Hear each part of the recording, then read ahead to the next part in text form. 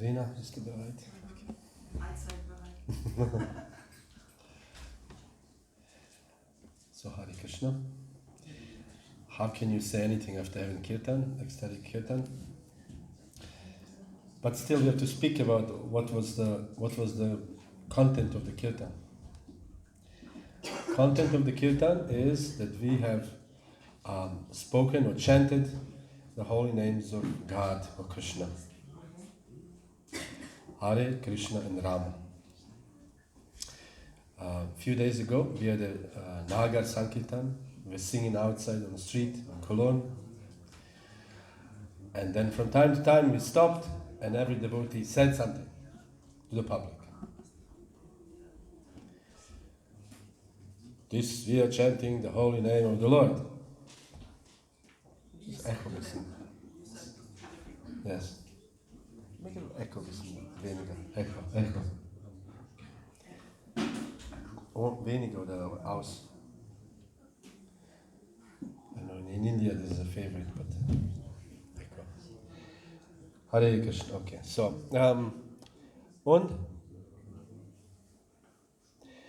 and we are chanting the holy name of Krishna. And Krishna is God. But not only God, Krishna is the supreme God. Because there's so many gods.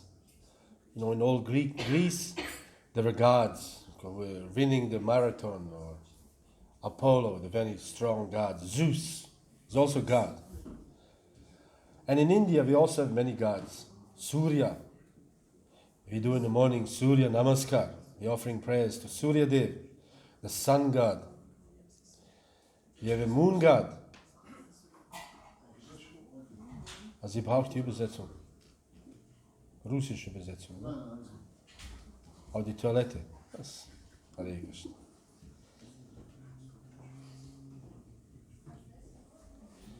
So there are many gods, but Krishna is the supreme God. Krishna is in Sanskrit also known as Deva, the God of the gods. And yet, in this material world, very few people know about him. Not many. And if they know, they don't know him exactly how he is. And we'll read this verse from the Bhagavad Gita. Bhagavad Gita is a song of God. Bhagavad is God, Bhagavan, and Gita means song. So this Bhagavad Gita is a song spoken by God. What does that exactly mean, song of God? Like we were singing, we sing some song. So God is singing a song, and somehow this is a song what God sings. No. When God speaks, is so transcendentally saturated with eternity, bliss and knowledge that these words, when he speaks, it sounds like a song. We're also reading this morning during the Srimad Bhagavatam class that when Krishna walks, it appears as if he is dancing. So Krishna is not dancing and walking, but he appears because he's so gracious. When he walks, it looks like, wow, he is dancing. So the gopis thinks that Krishna is dancing. And in the Brahma Samhita, a very famous literature, which is found by Chaitanya Mahaprabhu, it is written in the end that in the spiritual world, every speech is a song. And every step is a dance. So it's a very nice place.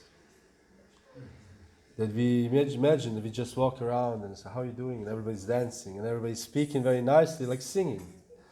It sounds very ecstatic place. Hare Krishna. Jetzt brauchen wir deutsche Übersetzung. It's not only Russian, it's a multicultural society. Huh? Our temple will be in the future famous for translation. Genau.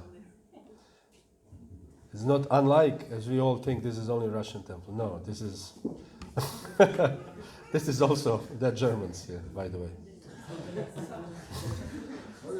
I was recently in, just a little joke, I was recently in Ireland just last week. And devotees invited me to go to Harinam on the street of Dublin.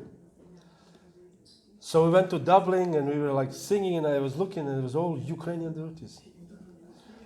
All Ukrainian devotees. I was Hare Krishna, Krishna Krishna, Hare Hare, Hare Ram, Ram Ram. Unless it's a peaceful situation, I will not continue speaking.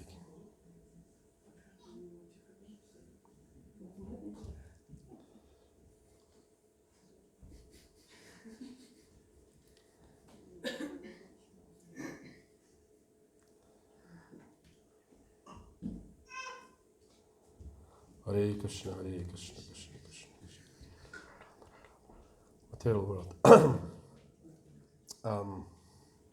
So we went to Kirtan, and there was all Russian-speaking Ukrainian devotees. And I said, "Are there any Irish devotees?" And they said, "We are Irish devotees."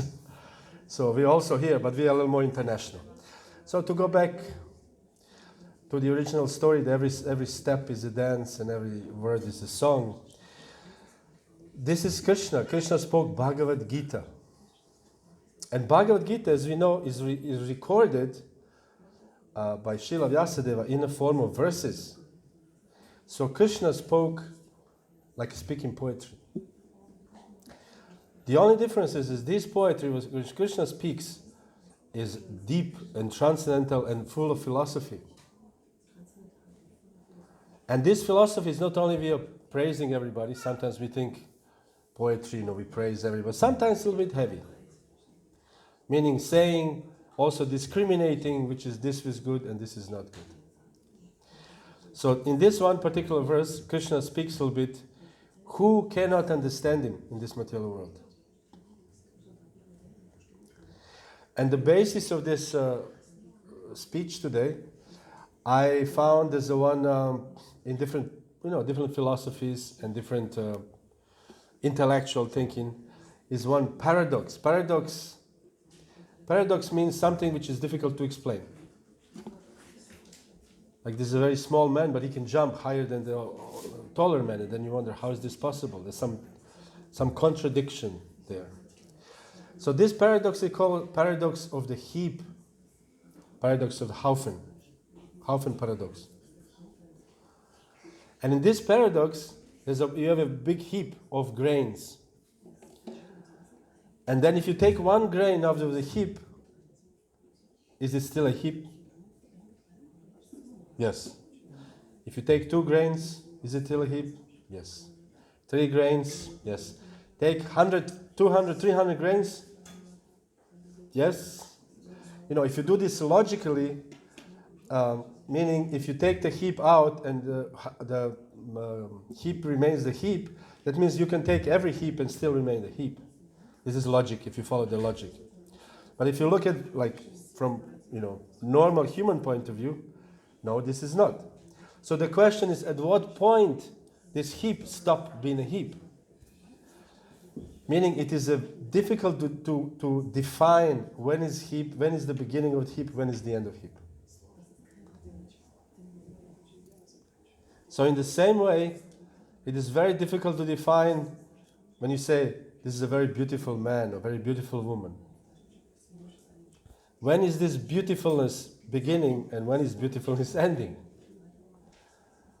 Or this is a very smart kid. This is a very smart kid here. But you also smart. And you also smart. Yes. And you also. And you're also a very good singer, by the way. Dhruva. So, when is this smartness beginning and when is smartness ending? So there's so many undefined terms in this world. And therefore, when people say God, they also have these undefined ideas. What is God? So therefore, when people say, do you believe in God? The first question you have to ask back, what do you mean of what is God? Because people have one concept what God is. Oh, God is, in the clouds. So, there's this picture of in Sistine Chapel by Michelangelo in Italy. God is beard, very strong, muscular God, standing with this beautiful beard. and his thing is floating somehow in the cloud. And then first man, Adam, he also floats, and then they touch like this. And this is like a first contact between God and man. Okay, but if you think about what is God doing in the cloud all day long? Sitting in the cloud, okay?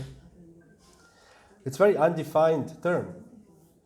Where people sometimes think God created this material world and he got tired and now he's resting.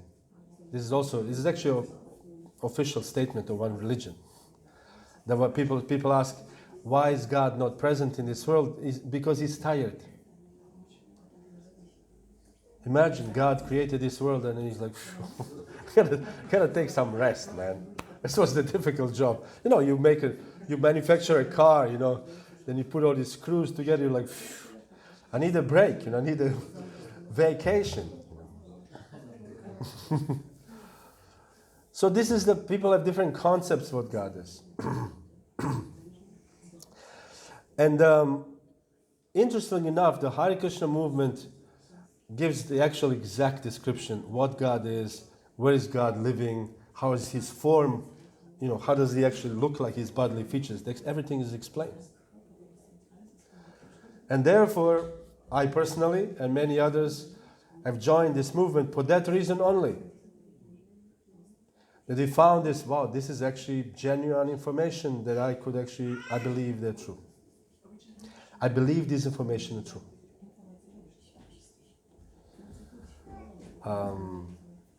The Prabhupada says, people speak about God, but they don't know much about God. And here is God. We can give his name, we can give his address, and we can give the name of his parents. Because in the West we have whatever our name is, the last name.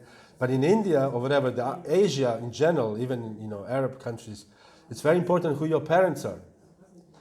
And therefore they can trace you. Oh,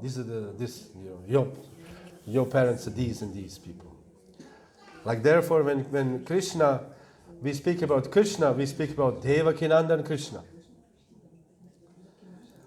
Or Prabhupada translated this book, wrote this book called Teachings of Queen Kunti, son of Devaki, or whatever, Devaki Putra. So the word is like, Prabhupada, who knows, first of all, they don't know who Kunti is. And second of all, why do you need to put queen, son of Devaki, Prabhupada says, no, because if people ask, who is Krishna, who is teaching of Krishna, they say, which Krishna? There's so many Krishnas. I saw recently on Facebook, not recently, a year ago, there was, sometimes this short video come on Facebook, and there was a football play, some play in Bangladesh, and the football player's name is Krishna. He had a 22, whatever the number was there. And the reporter said, and Krishna is taking the ball, Krishna is dribbling, Krishna is coming to 60 meters, he kicks and goal, Krishna! He scored, Krishna scored. And everybody's like, Krishna scored. So this is also Krishna. His name is Krishna, of course. So Krishna scored the goal. But this Krishna is Devaki Putra Krishna, or Devaki Nandan Krishna, or Yashoda Nandan Krishna, Nanda Nandan Krishna. This is all more describing who Krishna is, basically who his parents are. And also we have the address of Krishna. And the address is Goloka Vrindavan, the state, like we have in Germany. Goloka Vrindavan, the village called Vrindavan. And his address is, the house of Devaki and Nanda Maharaj. But this is the address. So Yashoda and Nanda Maharaj. This is the address of Krishna. So if you want to deliver a post to Krishna, we know where to go. He is there. In the 10th canto of the Srimad Bhagavatam, when Akrura came to pick up Krishna, he knew where to go. It was not like he would now look for the address, Google Maps, okay, here, left, And then his voice said, nach rechts abbiegen, bitte nach rechts abbiegen. auf die Straße, whatever. Taunusstraße, 40. Akrura knew. He just goes there and asks, where is the house of Yashoda and Nanda? And therefore he could go and meet Krishna. So this is this is Krishna's address, Krishna's parents. What's happening? Do you need anything? No? Just walking around. So this is the address of Krishna. This is who Krishna is. There's always disturbance in this material. Thank you. Hare Krishna. Thank you. Arisha Obero, Ima is always in the service mood of the devotees. Hare Krishna. So this is therefore we know who Krishna is. But the reason why people do not know who Krishna is exactly is because of this verse we'll explain now. So let us read this verse together. I will read and you can repeat. Naham prakasha sarvasvaya. Naham prakasha sarvasya. Yoga maya samavritaha. Yoga maya samavritaha. Mudo yamna bijanati. Mudo yamna bijanati. Loko mama jamavyayam. Loko mama jamavyayam. So we'll go now word for word. Na, nor. Aham, I. Prakasha, manifest. Sarvasya, to everyone. Yogamaya, by internal potency. Samavritaha, covered. Mudaha, foolish. Ayam, these. Na, not. Abhijanati, can understand. Lokaha, persons. Mam, me. Ajam, unborn. Avyayam, inexhaustible. Translation. Krishna speaks this. I am never manifest to the foolish and unintelligent. For them, I am covered by my internal potency, and therefore they do not know that I am unborn and infallible. So Krishna is never manifested to the foolish and unintelligent. And interestingly enough, the Krishna is covered by his internal potency. There are two different potencies. One is called internal, grossly speaking. One is called external. So the living entities in this material world are covered with the energy, external energy. This is called Maya. Very dear word to all the devotees. Oh, Prabhu, you are in Maya. He's a little bit in Maya. He's sleeping today a little longer. He's in Maya. It's Maya. But actually, we're always in Maya. Always covered with Maya. And Krishna is always covered with spiritual energy. Also Maya, but different kind of Maya, Yoga Maya.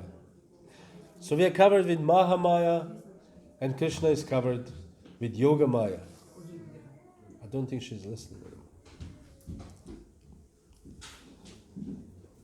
Hare Krishna. So we are covered always with one of the two energies. So those who are covered by the Mahamaya, material energy, they're foolish and unintelligent. And they cannot see Krishna.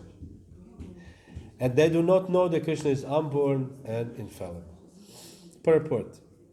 It may be argued that since Krishna was visible to everyone when he was present on this earth, how can it be said that he is not manifest to everyone?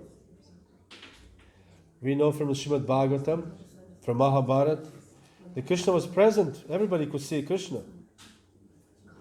When Krishna entered Mathura, everybody saw Krishna. So some people liked him, some people did not like him.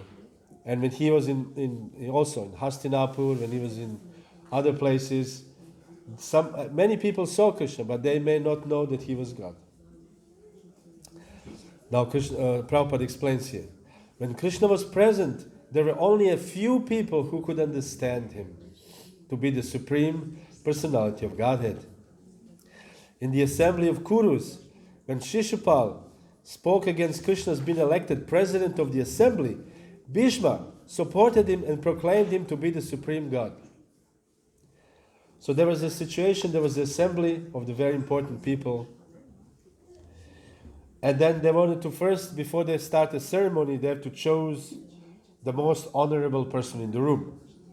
This is a tradition. And then, of course, Bhishma said, Krishna, he is the Supreme Personality of Godhead, he should be elected. The Pandavas also said, Krishna. And Shishupal said, no, why should he? Who is Krishna? He's some cowherd. He's Vaishya, he's not even a Kshatriya. He doesn't deserve to be honored. Imagine, so foolish and unintelligent, and it's written here. Covered over. And indeed, he insulted Krishna 100 times. Imagine, 100 times somebody is insulting you. Somebody insults you 1 time or 10 times, but 100 times is too much. So this is called envious. When people are envious of Krishna or envious of God, they stay in this material world. And what does that envy mean? Envy means that this person who thinks this person has something and I want to have this thing what he has, and that he doesn't have it anymore. So whoever came to this material world thinks this way. I wish that I'm God, and that this God is not God anymore. So I am the supreme. So we walk around very proudly in the morning, looking for coffee, cannot even see, is it day or night? And then when we think, yes, I am the supreme, somehow or other, indirectly, every person in this material world thinks he or she is the supreme. Interestingly enough. And this is why, because we are covered by this material energy called Maya. So on. Beleza and weiter. Similarly, the Pandavas and few others knew that Krishna was the supreme, but not everyone. He was not revealed to the non-devotees and the common man. Therefore, in the Bhagavad Gita, Krishna says that but for his pure devotees, all men consider him to be like themselves. Only few could understand Krishna. Interestingly enough. But everybody else thinks Krishna is just another person. Next, Prabhupada says, he was manifest only to his devotees as the reservoir of all pleasure. But to others, to unintelligent non-devotees, he was covered by his internal potency. So therefore, sometimes people ask us, where is your God? Or show me God. Prabhupada gives many times this example. Show me God. And Prabhupada's always replies was, but do you have eyes to see God? Like you can also say, show me amoebas. Amoebas, I don't believe in amoebas. We're reading amoebas. The little thingies. Bacteria, amoebas. I was just last time I said this here. In 1 drop of water, there are around 5 million or billion amoebas. 5 million. More, 5 billion or more. There's a scientist here we have in the room. More than 5 billion bacteria. And when we drink all this, we drink all these amoebas. Very nice. So these are all living entities. But I can say, I don't believe in amoebas. Show me amoebas. And the scientist will say, well, I can give you divine eyes and give me the little, how you call this? Microscope. These are the divine eyes. Divinetra. So I can see, I see, wow, there's so many. They have different shapes. One of them standing like this, one of them very nice. Different colors. And then you say, wow, they exist. But without this microscope, we cannot see it. So in the same way, if somebody says, show me God, Prabhupada says, so where are your eyes to see God? If we cannot see amoebas without microscope, how can we see something amazing as Supreme Personality of God? And another example is show me God, and he said, I don't believe that God exists. And you can say, well, do you believe that Japan exists? Because you don't see it. How? Do we see Japan from here? No. But we have heard from somebody, there's Japan, there's a country like Japan. Nowadays, of course, we have Google Maps. We believe faithfully that Google Maps is true for some reason. We have firm faith that Google Maps is the Supreme Personality of Godhead. And we believe it. So, if somebody else tells us Krishna is the Supreme Personality of Godhead, I've been there. And I saw him. And then we say, oh, if this is authorized person, we believe it. And this person is called teacher or acharya. And Srila Prabhupada, when he came, he actually said, Krishna exists. And he looks like this, like that. When Srila Prabhupada was instructing devotees how to offer food to Krishna, he would say, cook and fill up the plate as if a 16 years old boy would eat. Anybody 16 years old here? No, you're all young. How old are you? You're 10, 12. 11. Very soon you'll be 16. Altogether, maybe two of you can have 16. But the point is that 16 years old boy eats a lot. Because they're strong, they need lots of energy to burn the energy. So they need lots of food. So Prabhupada says, when you make a plate for Krishna to bring it to the altar, fill it up. Because Krishna is 16 years old, he needs to eat. And because Srila Prabhupada has been there, he has seen Krishna, and he explains this is how Krishna looks like. There was a very humorous situation also it is described in the book by Kurma Prabhu, the famous cook, who said when they had a first time program in Australia, and the devotees made big posters and put it all over the city, and the poster was these big letters, "He sees God." I thought it's really preposterous, And they put picture of Prabhupada. He sees God. Come to hear from him. I mean, imagine nowadays, we invite, Bhakti Bhushan Maharaj. He sees God. I think Bhakti Bhushan Maharaj would take this down. I don't think he would accept this poster. And they made this for Prabhupada. But the point is that Prabhupada actually did saw God. It was not lie. It was not like imagination. Prabhupada actually did see God.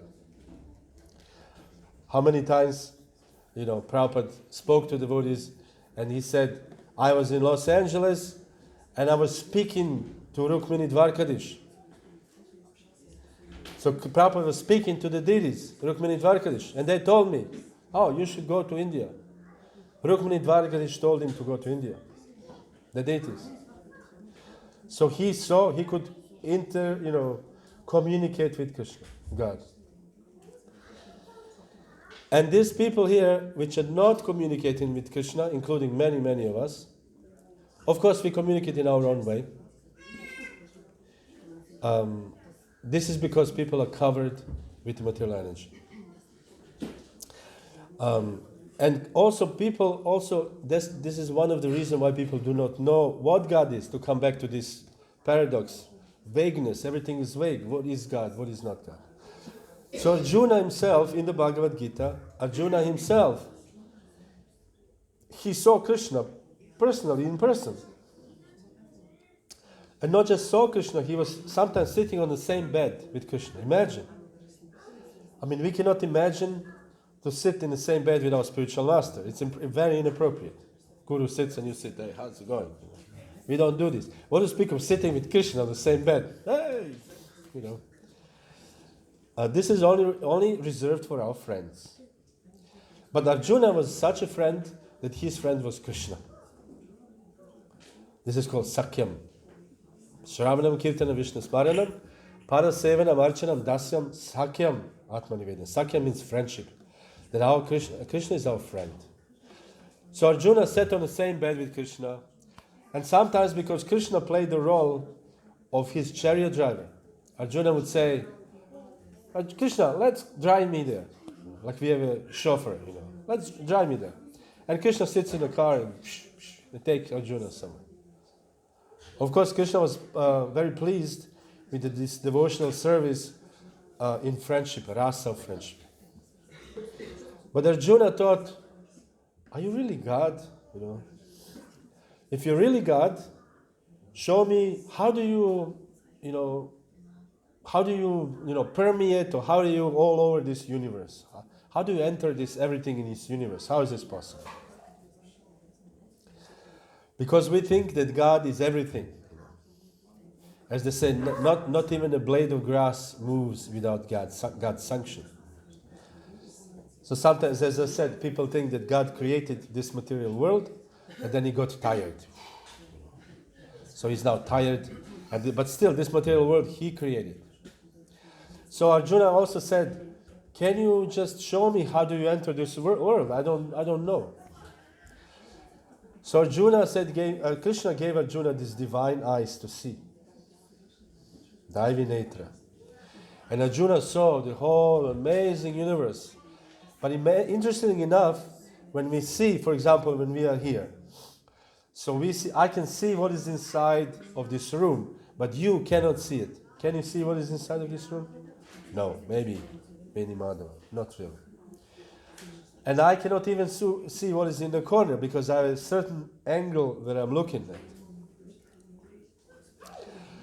So when we look at the material universe, we can see maybe one corner or one thing. But Arjuna saw simultaneously everything what is going on in this material universe. Imagine this. How would you see that? Everything what is going on at the same time. Every planet, everything you saw at the same time. Because this is how Krishna sees it. Sarvata pani padam tatam, sarvata kshishira mukham, sarvata shrutimam loke. The Krishna says in the Bhagavad Gita that everywhere my eyes and my hands and my legs are everywhere. In this way, Super Soul exists. He actually, at the same time, he sees everything. This is something inconceivable for us to understand. So Arjuna wanted to see how is this possible, So Krishna showed him, and Arjuna thought, "Wow, this is too much. I don't want to see this. I like to see, you as a two-handed. Actually, can you show me first the four-handed form of Vishnu? Because sometimes in India, particularly, people think that Krishna is the incarnation of Vishnu. Dasha Avatar. We have Dasha Avatars. And the Vishnu is the supreme. And Krishna is the expansion of Vishnu. So at least show me your four-arm form. So Krishna showed him four-arm form Vishnu, Narayan. And after this, he assumed this two-arm form. So Arjuna has seen everything. But we know from the Shastras that this is not everything. That Krishna is much, much more than that. So meaning, Hare Krishna.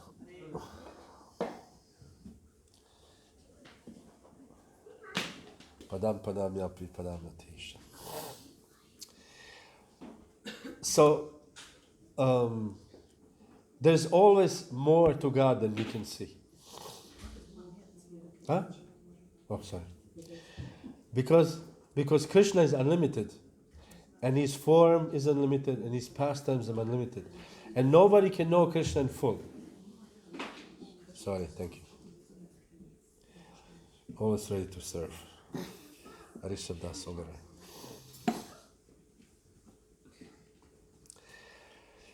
So therefore, nobody can say, okay, now I know Krishna. Prabhupada says, if somebody says, I know Krishna, this person is an illusion. Because Krishna is always expanding. His glory is always expanding. So once you know Krishna in full, he is already expanded, so you have to know more about Krishna. So therefore, everybody, you can say, is in illusion about Krishna. Only Krishna's pure devotees can know Krishna in full. It is said that for Krishna's pure devotees, there is no secrets. They know everything about God. Everything. For Krishna's pure devotees, there are no secrets.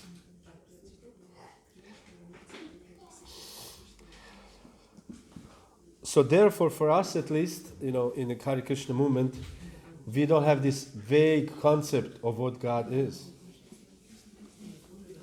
Is he a supreme person, or is he most powerful, or is he an angry God? Sometimes God is an angry God.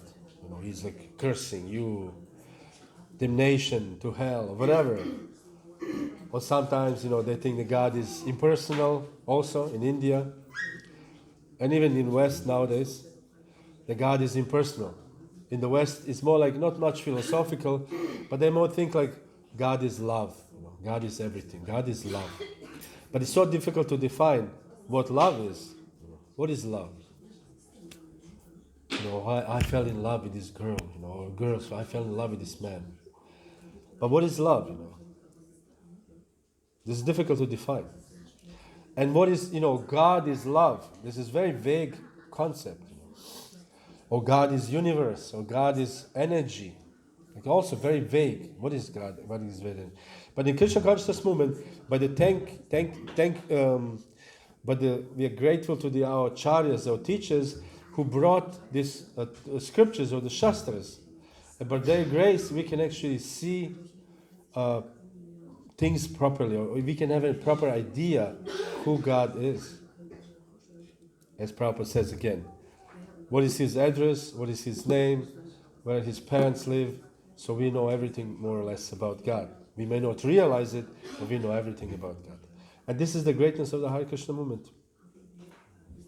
The greatness of the Hare Krishna movement is not, we have a great food. We do have great food, that's a fact. Great food. We have very nice singing, little dancing, nice. But the greatness is there. The greatness is in this information about Krishna. Because this information can help us to actually transfer us from the material world to the spiritual world. Janma karma chame divyam evam yoveti tattvataha. Anybody, scholars? Punar janma naiti mameti so Arjuna. Many Madhava, Pandit ki jai. Yeah, all the young Vaishnavas applauding. Yes, because whoever knows the appearance of Krishna and his activities, karma, his janma and his karma, whoever understands this will never come back to this material world. Will actually go back to the spiritual world. And we have information who Krishna is. We don't need to speculate at all. At all. Is God love, or is God universe, or is God impersonal? Again, in India, people think that God is impersonal. So-called Vivartavada. Vivartavada means illusion. We think that the material world is illusion. Just they give example of the rope hanging on a tree in the night, and you walk and you think, oh, it's a snake, because it's hanging from a tree. And you think, oh, it's a snake. But then in the morning you see the light and it's actually a rope. This is Vivartavada. We think the material world is very something tangible, but in reality when we get enlightened, then we see this is all illusion. But then the question arises, and then we become God ourselves. We merge into this God because we also God ourselves. Brahman. But the question arises, how can Brahman fall into illusion? This is the one question nobody can answer. How can Brahman, which is perfect, transcendental, fall into illusion? Because if you fall into illusion, that means that you are influenced by something from the outside, and there's nothing outside of Brahman. So how can you fall into illusion? How? How can something perfect become imperfect suddenly? It's not possible. Anyway, there's so many other questions. But basically, this is also imperfect philosophy. Everything is energy, everything is Brahman, and we merge with Brahman. So basically, the material concepts, the concepts of Brahman, the concepts of energy, this is all imperfect. All this fall into this paradox of vagueness, Unbestimmtheit. Yeah, this is nicht bestimmt. This is this God or that God. But on the other hand, Hare Krishna. Oh, some serious problems. The babies have their own way to speak. They cannot speak like us, so they have to cry somehow to express. When I'm thirsty, I said I'm thirsty. Isn't it? When you're thirsty, what do you say? What is your name? When you're thirsty, what do you say? I'm thirsty. Yeah, but baby cannot speak. The baby said, My mother said, oh, maybe baby's thirsty. I don't know. That's how babies speak. Anyway, so we are very thankful to our Sampradaya, to our teachers, that they offered us this amazing knowledge. And we should cherish this knowledge, and we should honor this what we have, and we should preserve this what we have. Because then by getting this knowledge, we also get responsibility to carry it on our backs and to give it to the others. Therefore, we are distributing books, we are preaching to the people, we are organizing festivals for this very reason, that I got this amazing opportunity to actually leave this material world and to understand who actually God is. So therefore, I think I would like you to also try it out.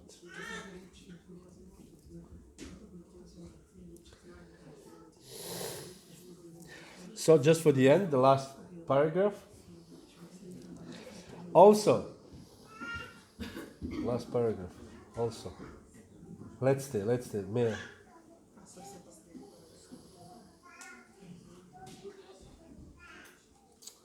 Unten. Also, in the Srimad Bhagavatam, there is this prayer of Brahma.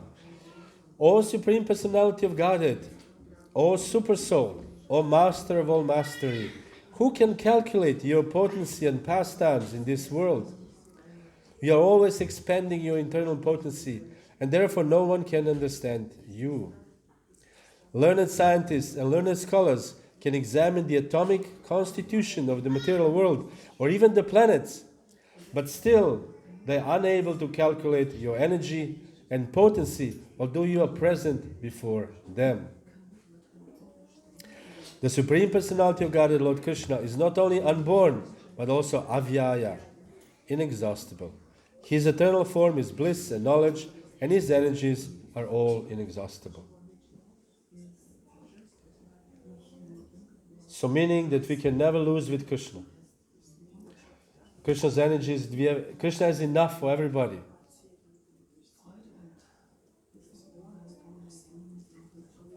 Krishna has enough energy for everybody. Krishna has enough peace for everybody. Krishna has enough bliss for everybody. It's not like if you now go back to Godhead and wait in a huge line, to see Krishna. We are number 2 kilometers or 10 kilometers line. Are we going to see God? Okay, just waiting in line, like in Soviet Union, you're waiting for bread or whatever, This is not going to happen. Krishna can expand into so many different forms, and he can always be there for us, because Krishna is inexhaustible. Meaning, there's not like us. We cannot expand to so many things in so many places at the same time. So once again, we are very happy that we found this wonderful transcendental knowledge, and we should somehow utilize it for our own benefit. So therefore we should read Bhagavad Gita as it is. Everybody has Bhagavad Gita in their homes, lift up your hand. Almost everybody. The few who don't, you should buy Bhagavad Gita. And then those who have, who is reading every day one verse, at least? Ooh. What are these gentlemen here? Not many. Bhagavad Gita, every day, one verse. It takes maybe 5 minutes, 10 minutes. And this is so much knowledge and so much information that can help us in our daily life, materially, but of course, ultimately also spiritually. So use it. This is a very good chance. It costs nothing. Of course, Bhagavad Gita costs some money. But use it, and you will benefit also. We'll all benefit. The whole world will benefit. So I thank you very much for your attention. It's about the time. If you would like to ask anything, you can think about it 5-10 seconds.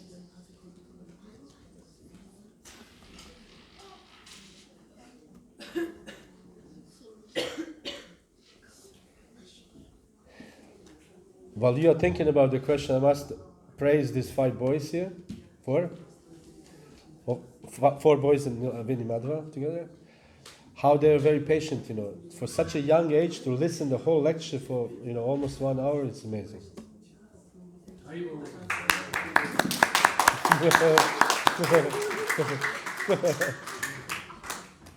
This is amazing. I could not imagine that when I was this age, I was sitting and listening to Bhagavad Gita lecture, Okay, do we have any questions? Has to be at least one.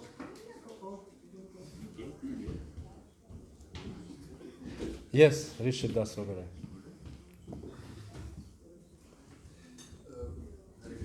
Hare Krishna. You mentioned that Supreme Personality of Gauradesh Krishna, he can, of course, expand himself in many forms. Yes. We as Jivatma, Jivatma is like part and parcel of the Lord. Does it also have this strength to expand? Sorry? Does Jivatma also have the strength to expand, or is that only with Krishna? Because we are also part and parcel of the Lord, so we might have similar qualities.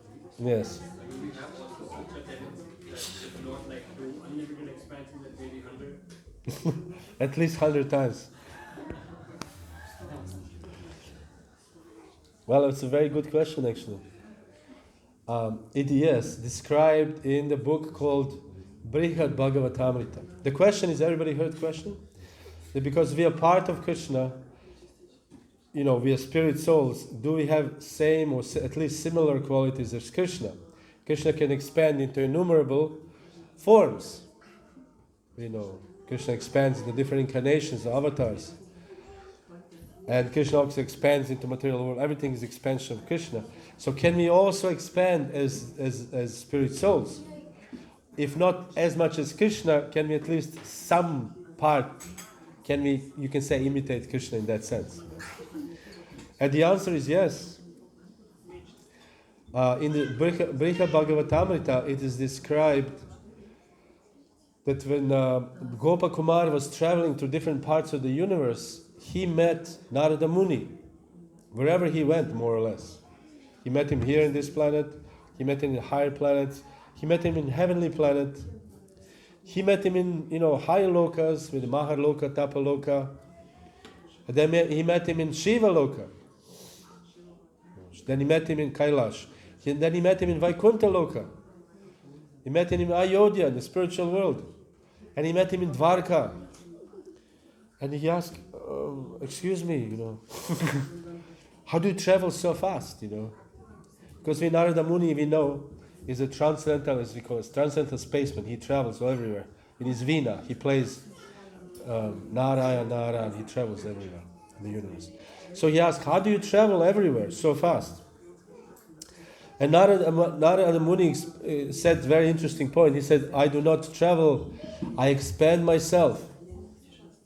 So he said, just as Krishna can expand into so many forms, his pure devotees, talking about pure devotees, for the sake of service, can expand into so many forms to assist Krishna in his pastimes.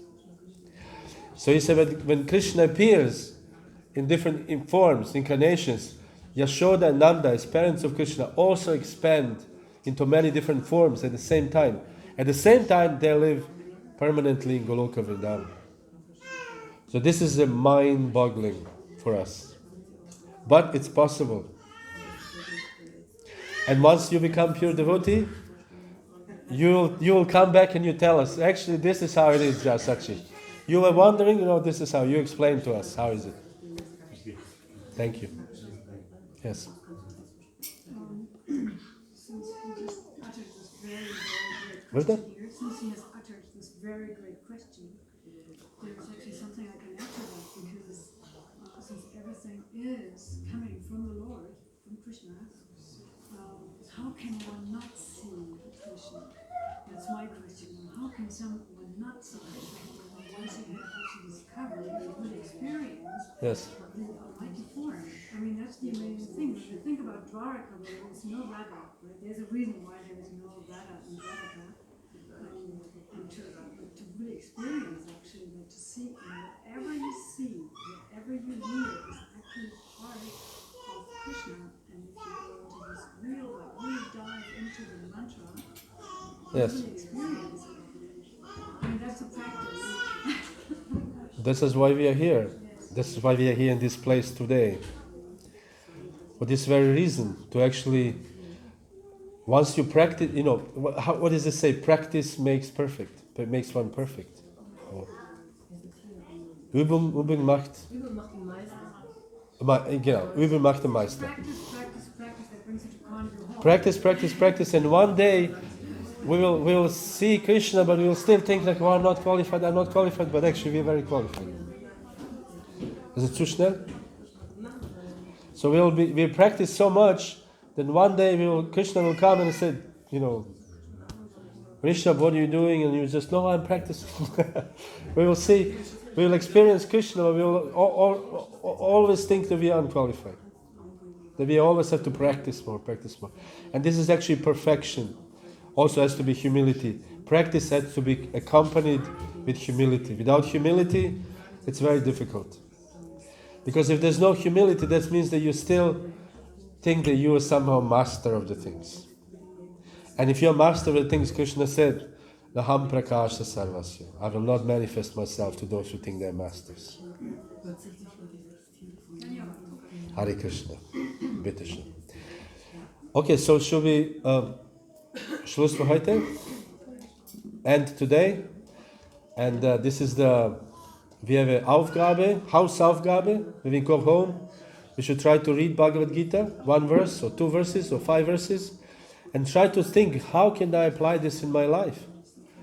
Because Bhagavad Gita has so much knowledge, also for material life. So many things we can learn from Bhagavad Gita. And in the end, how can I understand Krishna better? Okay, thank you very much. Srila Prabhupada ki jai, Shri Bhagavad Gita ki jai, Gaura Premanande Hari Hari Bo.